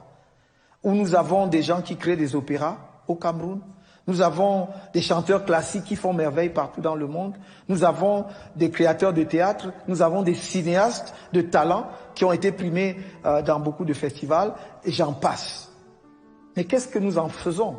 Je voudrais demain que ce soit non seulement la vitrine de notre pays sur le plan africain et mondial, mais que ce soit également considéré comme une filière industrielle. La culture génère de l'argent dans les grands pays comme ceux que nous connaissons. Les États-Unis, par exemple, m'a-t-on dit, génèrent en centaines de milliards de ressources, de revenus par an, grâce, par exemple, uniquement à la musique, peut-être le cinéma. Donc, nous avons des gens talentueux au Cameroun, nous voulons leur dire, vous comptez, vous êtes précieux, des gens, des hommes et des femmes. Mais nous voulons, pour leur montrer qu'ils sont précieux ou qu'elles sont précieuses, ces hommes et femmes du domaine culturel, élaborer un statut de l'artiste au Cameroun. Demain, il y aura un statut de l'artiste, de façon à ce qu'il soit protégé et qu'on ne voit pas nos artistes finir dans la détresse totale comme nous en avons vu beaucoup ces derniers temps dans notre pays. Non seulement il doit vivre décemment de son travail, et pour cela, croyez-moi, nous combattrons sans répit non seulement la fraude, ceux qui dupliquent la piraterie, nous combattrons sans répit la piraterie, de façon à ce que nos artistes puissent vivre décemment de leur travail. Mais nous assurerons aussi que les sociétés d'auteurs soient gérées par les artistes, que l'État se mette à l'écart de cela. Les artistes sont capables de s'organiser et de gérer leurs droits d'auteur. Donc combattre sans relâche la corruption, laisser la gestion des droits d'auteur aux artistes et surtout doter les artistes d'un véritable statut. Nous allons investir en accord avec des artistes. Je voudrais en identifier parce qu'il faut travailler avec le monde des arts et non pas que l'État décide à leur place pour définir combien d'argent nous devons injecter dans le domaine de l'art et de la culture demain. Et je ne terminerai pas sur ce point sans vous dire que les principales ambassades du Cameroun demain auront des centres culturels camerounais. Parce que si on veut montrer la vitrine de notre culture, c'est à travers cela. Et il ne faut pas croire que ça coûtera plus d'argent qu'on en dépense aujourd'hui. Nous avons aujourd'hui des attachés culturels, en fait, qui sont des fonctionnaires et qui n'ont peut-être pas toujours justement l'expérience ou la formation nécessaire pour vendre le pays. Je parlais tout à l'heure des Camerounais talentueux. Imaginez combien de commissaires aux expositions camerounais nous avons dans le domaine, dans le monde.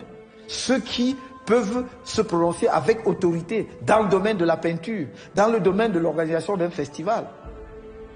Et donc, quand on a tout ce talent-là, quand on a des musiciens de l'envergure que nous avons, on doit avoir, par exemple, une académie de musique au plan national. Pas seulement un orchestre, mais une académie de musique au plan national. On doit pouvoir avoir des festivals courus parce que nous avons des gens qui ont l'ingénierie pour promouvoir cette culture. Nous devons avoir véritablement des écoles où des peintres ou des sculpteurs camerounais sortent et produisent des œuvres de l'esprit qui vont rayonner et faire rayonner notre pays dans le monde. J'ai pensé que d'ores et déjà, je peux indiquer, en attendant les conditions de mise en œuvre en partenariat avec les artistes, que nous pouvons parfaitement concevoir que dans chaque chef-lieu de région, dans chacune des capitales des 10 régions du Cameroun, il faudra demain une maison de l'art et de la culture. Une maison plus exactement des arts et de la culture. Où un jeune Camerounais qui veut faire de la musique peut y trouver un cadre. Ou un jeune Camerounais qui veut faire une exposition de peinture ou de sculpture peut y trouver un cadre. Ou des jeunes Camerounais qui veulent apprendre la danse peuvent y trouver un cadre. Ou des jeunes Camerounais qui veulent jouer une pièce de théâtre peuvent y trouver un cadre. Et où des Camerounais peuvent aller justement découvrir tous ces talents en fin de semaine et se décharger d'une semaine de travail. Ça, c'est une des priorités qu'il faudra mettre en place dans les 10 régions du pays, de façon à offrir aux Camerounais justement ces lieux où à la fois on découvre les talents et où les talents se produisent. Dans le domaine culturel, il y aura quelques institutions symboliques. marquant notre volonté de porter notre culture à un autre niveau, de faire du Cameroun une véritable puissance culturelle en Afrique. Il s'agit, premièrement, de la construction d'une bibliothèque du monde noir, où l'on trouvera, dans la mesure du possible, tous les ouvrages ayant trait au monde noir, à son histoire, à sa culture, à sa diaspora. Il y aura ensuite une académie nationale qui d'ailleurs aura entre autres missions de suivre la mise en place de la langue nationale du Cameroun, mais également son développement et son évolution. Et d'autre part, ce sera le haut lieu où l'on va symboliquement rendre hommage aux grands hommes et aux grandes femmes de la culture camerounaise. Il y aura enfin ce que j'appelle la grande coupole de la mémoire et des souvenirs.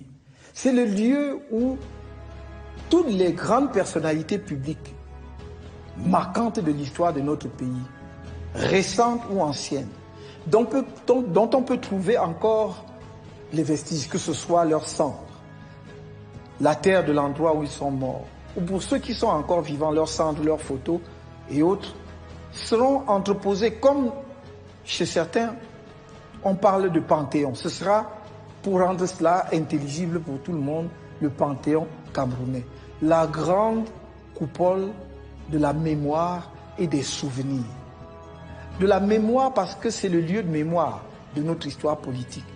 Des souvenirs pour que, justement, ceux qui se sont sacrifiés, ceux qui ont été des héros nationaux, ceux qui ont rendu des services exceptionnels au Cameroun, ne soient jamais oubliés. Et ils seront, justement, des gens peut-être de traditions politiques différentes. Car la réconciliation de la mémoire du Cameroun, la construction de la nation passe par un moment de convergence entre les deux grands courants qui se sont affrontés même à un moment dans l'histoire politique de notre pays. Ceux qui d'ailleurs ont été instrumentalisés par les puissances coloniales contre leur propre population, parfois justement sans en mesurer la portée, et ceux qui en ont été les victimes. Nous voulons être à l'intersection de cette histoire pour justement être l'agent historique de cette réconciliation. C'est à cela que servira la grande coupole de la mémoire et des souvenirs. Dans le domaine du sport, j'ai dit, nous sommes une nation sportive, ça n'est un secret pour personne. Mais on voit bien que le sport camerounais décline d'année en année, de décennie en décennie. Tout simplement parce que nous n'avons pas, d'une part, mis en place les infrastructures nécessaires, mais parce que nous n'avons pas doté le pays d'une politique sportive visible. Songez que, pendant longtemps, les équipes camerounaises ont participé à la phase finale des championnats mondiaux de boxe, des championnats mondiaux de basketball, des championnats mondiaux de volleyball, de handball. D'où sortaient ces Camerounais aussi talentueux? Pas seulement de l'étranger comme on le croit. Ils étaient produits sur le plan national, local. Pourquoi? Parce que pendant près de 20 ans, tous les établissements scolaires au Cameroun étaient dotés, en dehors d'un terrain de football, d'un gymnase, où les jeunes Camerounais pouvaient pratiquer le basket, le handball et le volleyball. Tout cela a disparu. Aujourd'hui, l'État lui-même construit des lycées et collèges d'enseignement secondaire sans aucune infrastructure sportive. Cela va cesser. Parce que demain, nous allons imposer déjà aux structures publiques elles-mêmes de construire tous les établissements scolaires avec des aires de jeu et en particulier avec des gymnases. Mais cela aussi entrera dans le cahier des charges des promoteurs privés. Il n'y aura plus d'établissements scolaires et en particulier secondaires au Cameroun demain sans un gymnase. C'est là qu'on va former la pépinière de ceux qui deviendront les grands sportifs camerounais au niveau national et au niveau international. Sur le plan du football, nous avons une réputation mondiale établie. On voit bien qu'il y a une promotion d'un certain nombre de stades au moment où nous nous apprêtons à organiser la CAN, la Coupe d'Afrique des Nations de football. Mais ça se passe dans 5 villes.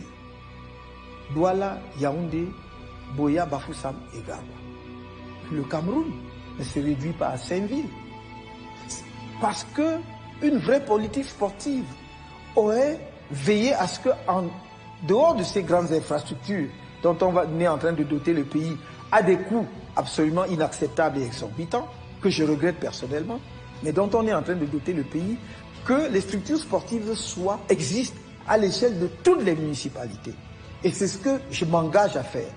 Demain, il y aura une infrastructure sportive de base, c'est-à-dire une plateforme sur laquelle on pourra jouer au football. Et autour du stade de football, on pourra pratiquer l'athlétisme dans les 360 communes du Cameroun. Soit on transfère les financements aux communes pour le faire, soit ce sera sur la base d'un partenariat avec l'État, la commune étant appelée à montrer le terrain, donc à trouver 1 à 2 hectares, et l'État se chargeant de construire la plateforme sportive. De la sorte, nos jeunes, quand ils finissent l'école, n'auront pas simplement le choix à aller s'installer dans un bar. Ceux qui aiment le sport pourront aller jouer au football, ceux qui veulent simplement maintenir leur forme pourront aller courir autour du stade, et ceux qui veulent pratiquer l'athlétisme trouveront là aussi des infrastructures adaptées. Il ne s'agit pas de construire des stades olympiques dans les 360 communes, mais une plateforme de base qui ne coûte pas extrêmement cher. Et vous avez vu que même dans nos grandes villes, où justement les grosses municipalités sont divisées en plusieurs municipalités, la plupart des communes n'ont pas d'aire de jeu. Résultat, les jeunes jouent dans les rues ou sur n'importe quel terrain vague. Non seulement avec des risques d'accident, mais avec le risque aussi d'être en rupture de banc par rapport aux propriétaires des lieux.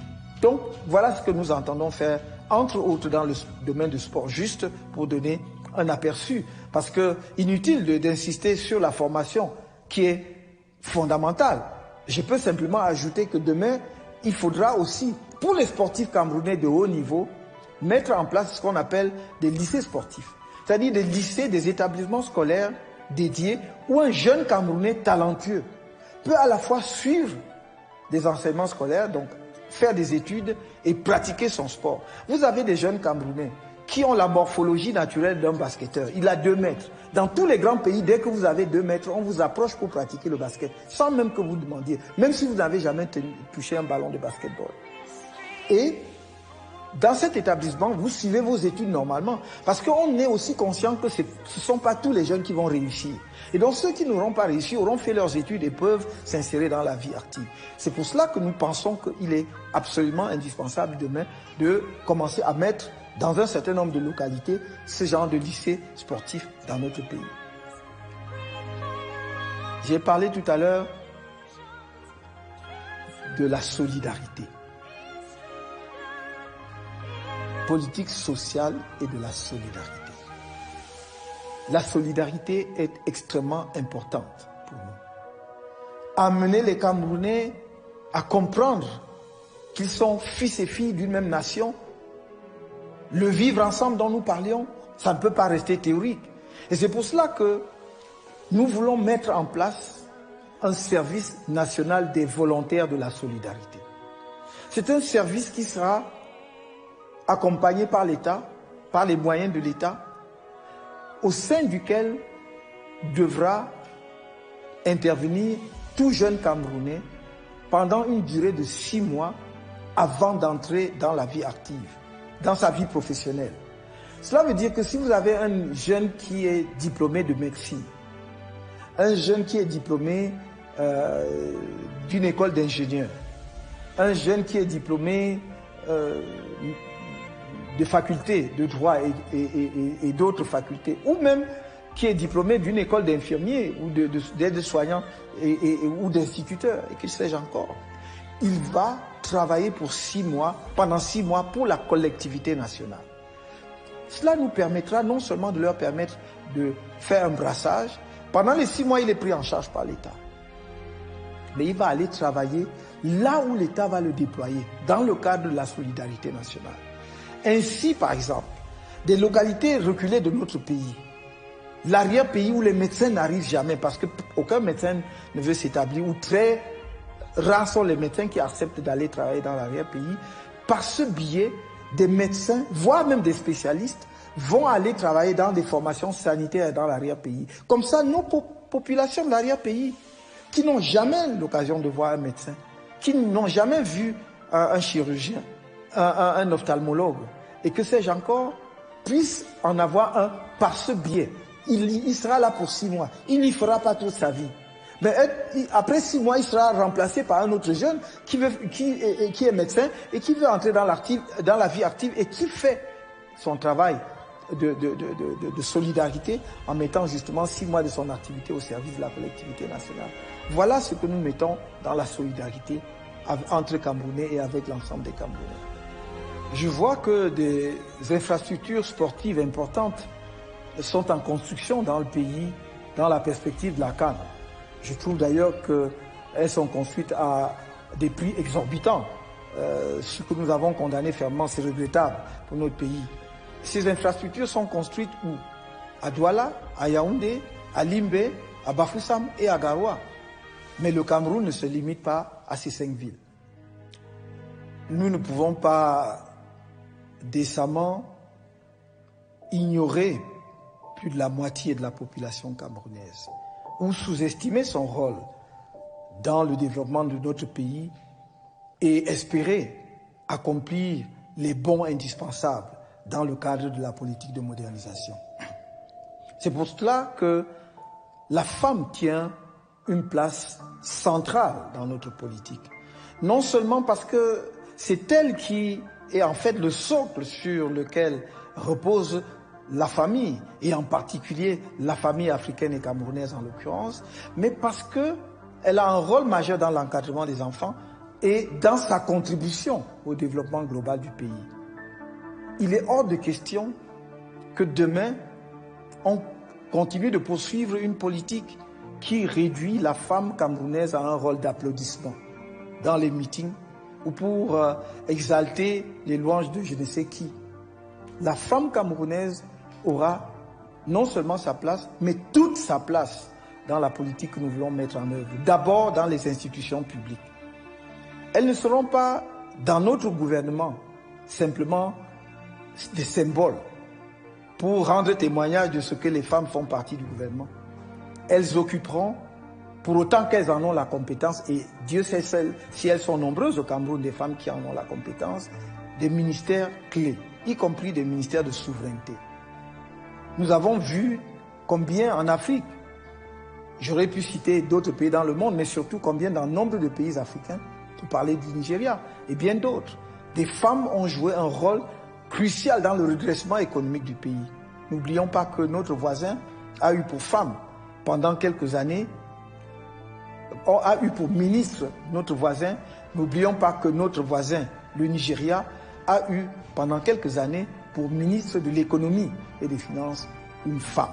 Et c'est elle qui a redressé l'économie nigériane.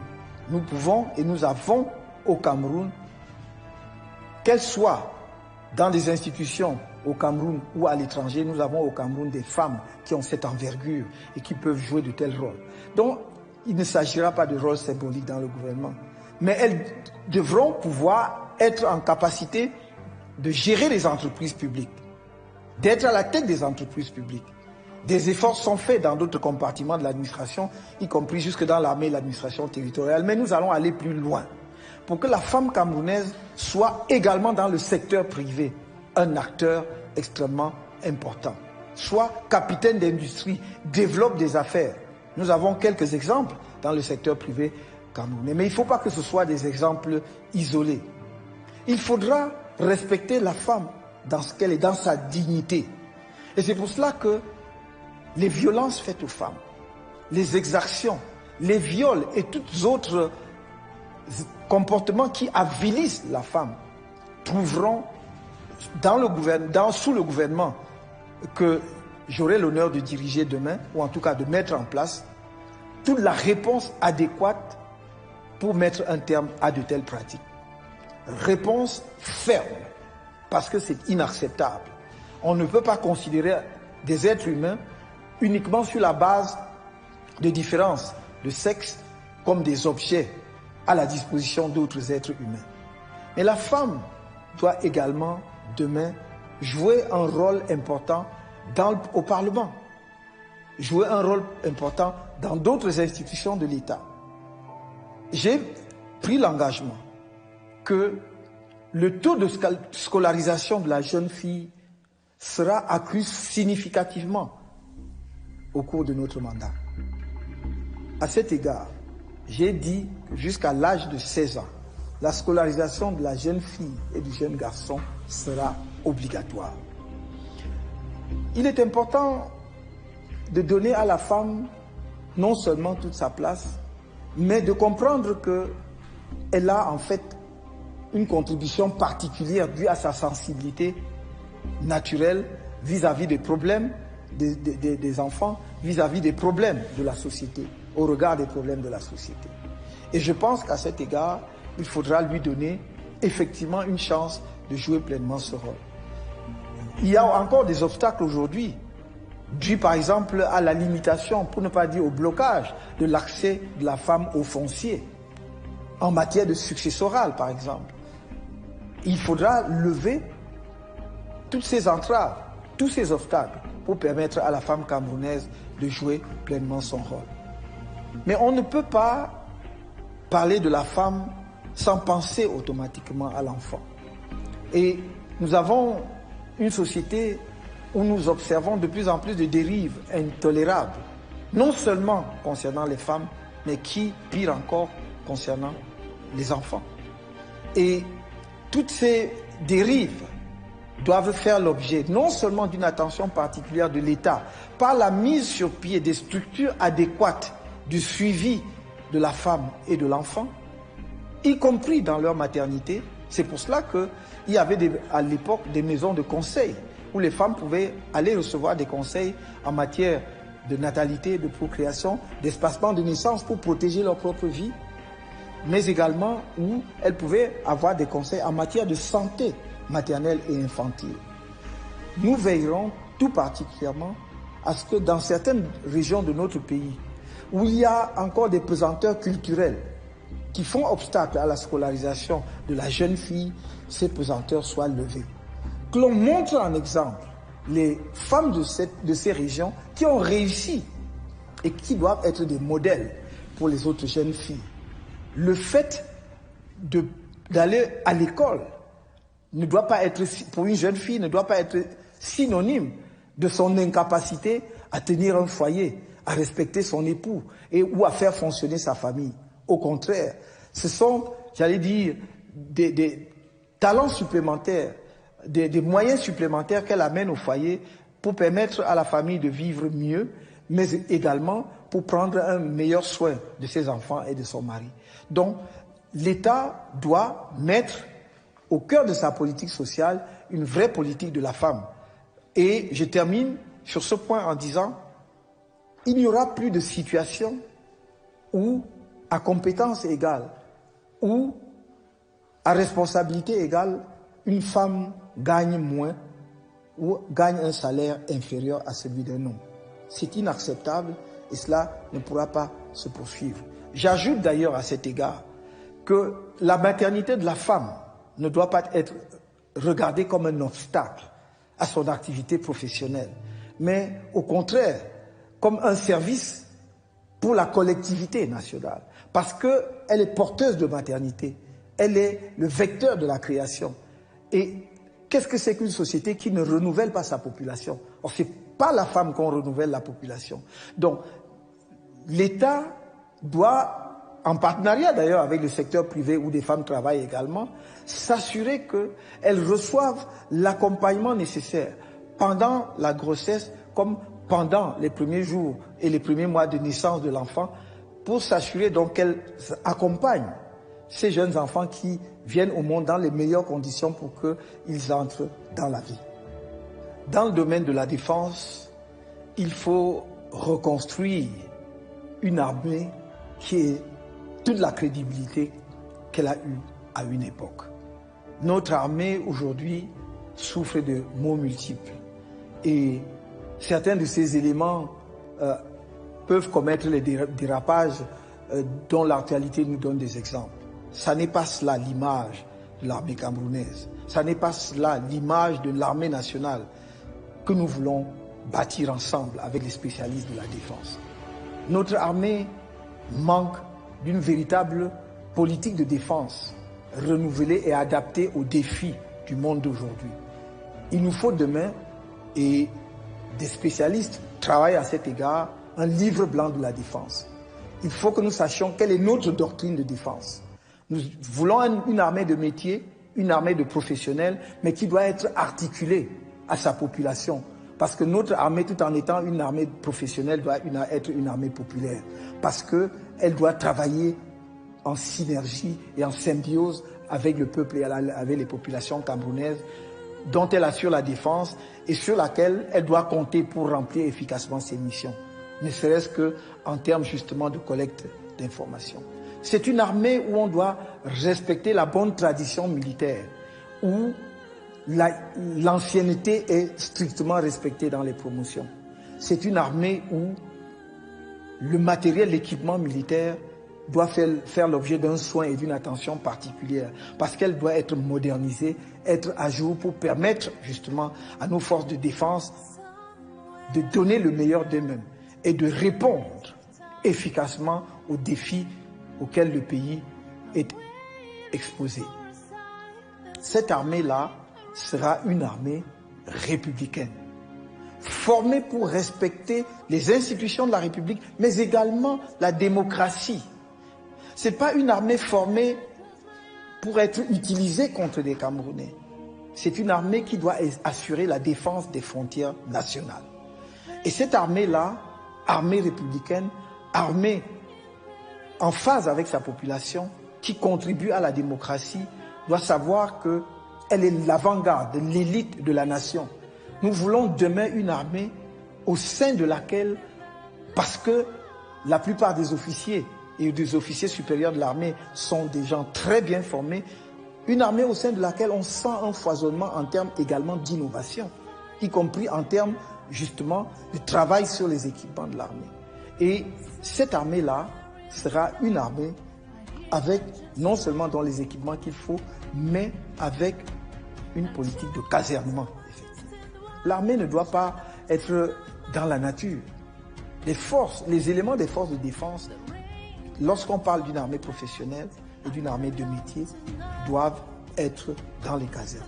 Et il faut que ces structures-là soient vraiment décentes, adaptées, entretenues. Nous connaissons encore des structures qui remontent aux indépendances et qui manifestement sont dépassées. On ne peut pas donner de notre armée l'image d'une armée en loc avec des structures inadaptées.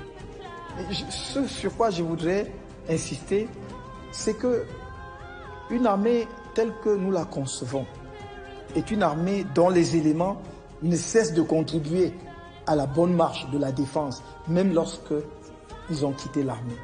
Non seulement parce qu'ils sont en réserve, ils sont en deuxième section, ou bien parce qu'on peut les mobiliser à tout moment, mais parce que nous voudrions que ceux parmi eux qui ont des compétences particulières soient ceux qui vont travailler demain dans l'industrie qui fournit l'armée, dans les activités qui sont en liaison avec le fonctionnement de notre armée.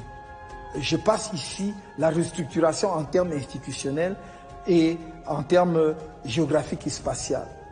Je voudrais simplement dire que c'est une armée qui aura les moyens d'avoir toutes les informations prévisionnelles qui seules font aujourd'hui l'efficacité de toute armée sur les théâtres d'opération. Enfin, notre armée, j'ai toujours plaidé pour cela, aura un vrai statut de pupille de la nation pour les enfants des militaires tués au combat. Ils seront pris en charge par l'État jusqu'à leur majorité. Et pour les soldats morts au combat, nous aurons un cimetière militaire. Mais comprenez-moi bien, je connais la tradition africaine et beaucoup ne voudraient pas être enterrés en dehors de leur village. Il ne s'agit donc pas d'enterrer les gens dans des cimetières, mais de faire ce qu'on a vu partout ailleurs. Même s'ils sont enterrés chez eux, il devrait y avoir un cimetière militaire avec une croix ou un signe, peu importe quel sera le signe, qui porte leur nom, pour que la nation se remémore éternellement du sacrifice qu'ils auront consenti pour elle. Alors, au-delà des cimetières militaires, il faudra un monument aux morts, qui est le haut lieu symbolique où brûle la flamme, portée par les militaires morts au combat, portée par les soldats morts au combat, où on se remémore à l'occasion soit de la fête nationale ou d'une journée dédiée spécialement aux armées, ce sacrifice suprême.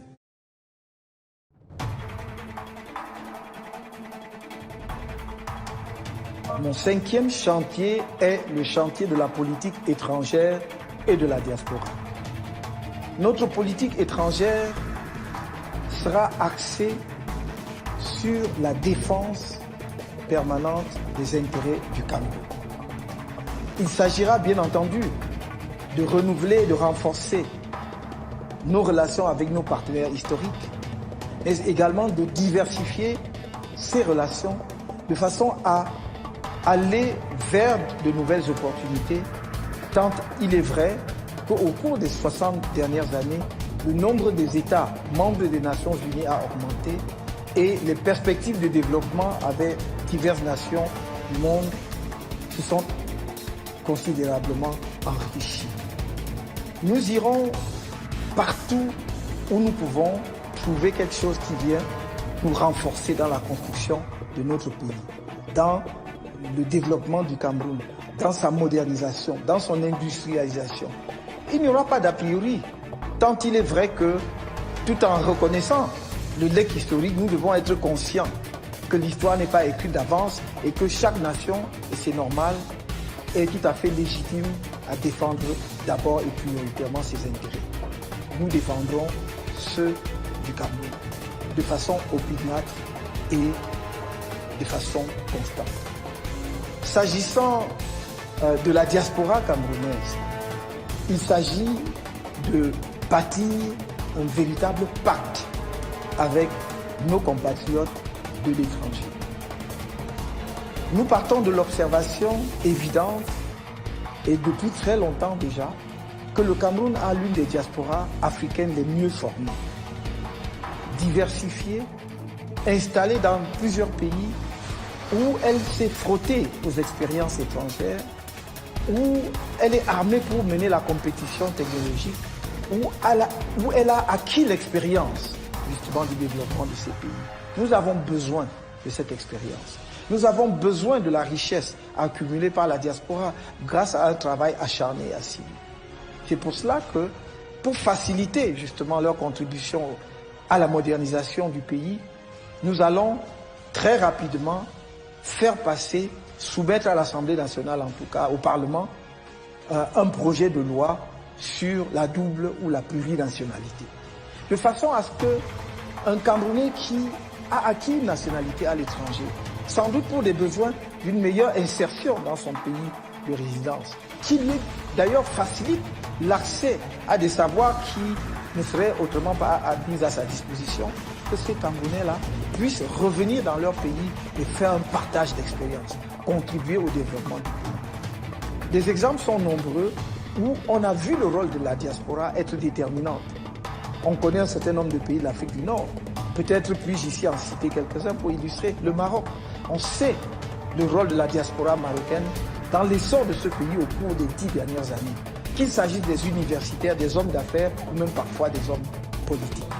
Mais on voit aussi des pays, par exemple, comme l'Éthiopie, où lorsque des opérations de grande envergure, comme le financement du grand barrage de la Renaissance a été lancé, c'est la diaspora éthiopienne, pas qu'elle, le peuple éthiopien en entier, mais avec une contribution significative de la diaspora éthiopienne. C'est sur ces bases que nous voulons construire ce partenariat-là, j'allais dire presque ce pacte, cette alliance avec la diaspora camerounaise. Qu'ils se considèrent partout où ils sont, et quelle que soit par ailleurs la nationalité qu'ils ont acquise comme Camerounais. Camerounais dont le pays a besoin. Le pays a besoin de leur contribution scientifique pour animer nos structures de recherche, pour enseigner dans nos universités. Le pays a besoin de leur expérience technologique pour travailler dans nos usines, dans nos structures d'innovation. Le pays a besoin de leur capacité financière, les mobiliser parce que nous allons créer une agence de la diaspora avec un fonds de la diaspora où ils peuvent placer justement leur argent qui va avoir la garantie de l'État et qui peut être fructifié. Parce que, en tant que contribution, évidemment, le taux de rémunération ne sera pas le taux du marché, mais ils auront la garantie de pouvoir retrouver leurs fonds à tout moment. Donc, c'est cette diaspora-là que nous voulons. Et c'est parce que nous avons une diaspora exceptionnelle que j'ai promis aux Camerounais, j'ai dit aux Camerounais que nous leur donnons un délai de 3 ans pour construire une voiture camerounaise.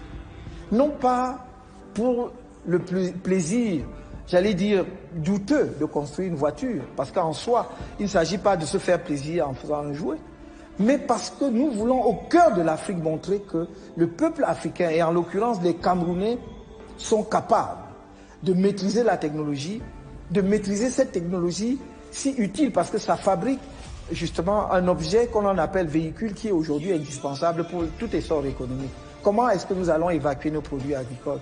Comment est-ce que nous allons faciliter la mobilité dont je parlais tout à l'heure si on ne peut pas? Or, le Cameroun a la chance unique d'avoir de nombreux de ses enfants, filles et garçons, qui travaillent dans les plus grandes compagnies de construction automobile dans le monde, en Allemagne, mais également en France, en Angleterre. Et je ne comprends donc pas pourquoi nous n'allons pas tirer avantage, tirer profit de cette situation qui nous est avantageuse justement. D'autres ne le font peut-être pas parce qu'ils n'ont pas la ressource humaine pour le faire. Nous avons la ressource humaine pour le faire.